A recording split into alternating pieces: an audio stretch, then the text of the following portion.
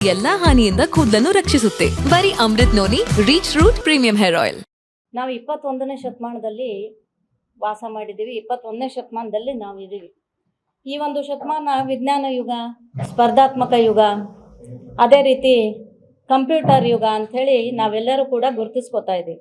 ಇಂಥ ಒಂದು ಯುಗದಲ್ಲಿ ನಾವು ನೋಡಿದಾಗ ಪುರುಷರ ಸರಿಸಮನಾಗಿ ಮಹಿಳೆಯರು ಕೂಡ ಎಲ್ಲ ಕಡೆಗಳಲ್ಲೂ ಎಲ್ಲ ಕ್ಷೇತ್ರಗಳಲ್ಲೂ ಕೂಡ ತಮ್ಮ ಕಾರ್ಯವನ್ನು ನಿರ್ವಹಿಸ್ತಾ ಇರೋದನ್ನು, ಅದು ಯಶಸ್ವಿಯಾಗಿ ನಿರ್ವಹಿಸ್ತಾ ಇರೋದನ್ನು ನಾವು ನೋಡ್ತಾ ಇದ್ದೀವಿ.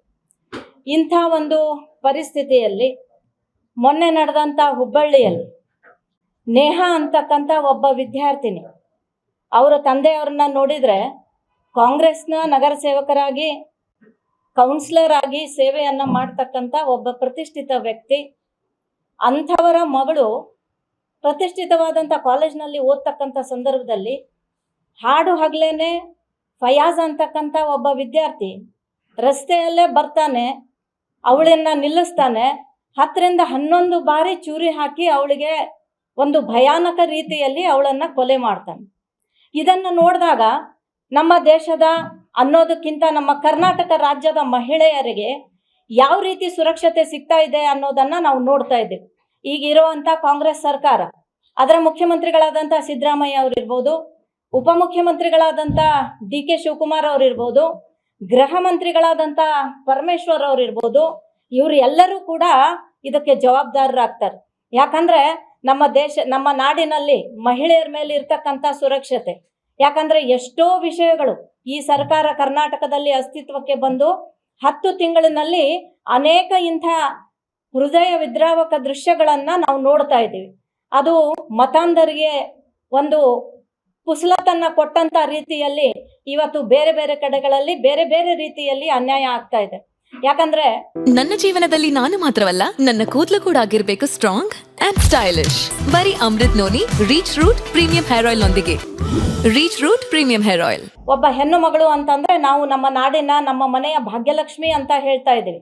ನಮ್ಮ ಭಾರತೀಯ ಸಂಸ್ಕೃತಿಯಲ್ಲಿ ಯತ್ರ ನಾರ್ಯಸ್ತು ಪೂಜ್ಯಂತೆ ರಮಂತೆ ತತ್ರ ದೇವತಾ ಅಂತ ಹೇಳ್ತಾ ಇದ್ದಾರೆ. ಆದರೆ ಆ ಒಂದು ಮಗು ಏನು ಸಂಕಟವನ್ನ ಅನುಭವಿಸಿರ್ಬೋದು, ಆ ಒಂದು ಚಿತ್ರಣ ಅಲ್ಲಿ ರಸ್ತೆಯಲ್ಲಿ ನಡಿಬೇಕಾದ್ರೆ ಪಕ್ಕದಲ್ಲಿ ಇರ್ತಕ್ಕಂಥವ್ರು ಎಷ್ಟು ಭಯಭೀತರಾಗಿರ್ಬೋದು. ಇಂಥ ಸನ್ನಿವೇಶವನ್ನ ಮತ್ತು ಆ ಮಗುವಿನ ತಂದೆ ತಾಯಿರಿಗೆ ಏನು ಅನಿಸಿರ್ಬೋದು ಅಂತಕ್ಕಂಥದ್ದು ಇವತ್ತು ನಾವೆಲ್ಲರೂ ಕೂಡ ಭಾರತೀಯ ಜನತಾ ಪಾರ್ಟಿ ವತಿಯಿಂದ ಅಷ್ಟೇ ಅಲ್ಲ, ಇಡೀ ಅನೇಕ ಸಂಘಟನೆಗಳು ಕೂಡ ಇದರ ವಿರೋಧವಾಗಿ ಪ್ರತಿಭಟನೆಯನ್ನ ಮಾಡ್ತಾ ಇದ್ದಾರೆ. ಹಾಗಾಗಿ ನಾವೆಲ್ಲರೂ ಕೂಡ ಇದನ್ನ ಖಂಡನೆ ಮಾಡ್ತೀವಿ. ನಿಮ್ಮ ಪಕ್ಷದ ಒಬ್ಬ ಜನಪ್ರತಿನಿಧಿಯ ಮಗಳು, ಅವಳಿಗೆ ಇಂಥ ಹತ್ಯೆ ಆದಾಗ ಅವ್ರ ತಂದೆ ಕೂಡ ಹೇಳ್ತಾರೆ, ಇದನ್ನೇನಾದರೂ ಸರ್ಕಾರ ಮುಚ್ಚಿಟ್ರೆ, ನನ್ನ ಮಗಳ ಮೇಲೇನೆ ಅಪವಾದ ಮಾಡಿದ್ರೆ ನಾನು ಸೂಸೈಡ್ ಮಾಡ್ಕೋತೀನಿ ಅಂತಕ್ಕಂಥ ಮಾತನ್ನ ಆ ಒಂದು ನೇಹಾನ ತಂದೆಯವರು ಉಲ್ಲೇಖ ಮಾಡಿದ್ದಾರೆ. ಅಂದ್ರೆ ಅವರ ಪಕ್ಷದ ಜನಪ್ರತಿನಿಧಿಗೂ ಕೂಡ ಒಂದು ಅವ್ರ ಮೇಲೆ ಭರವಸೆ ಇಲ್ಲ.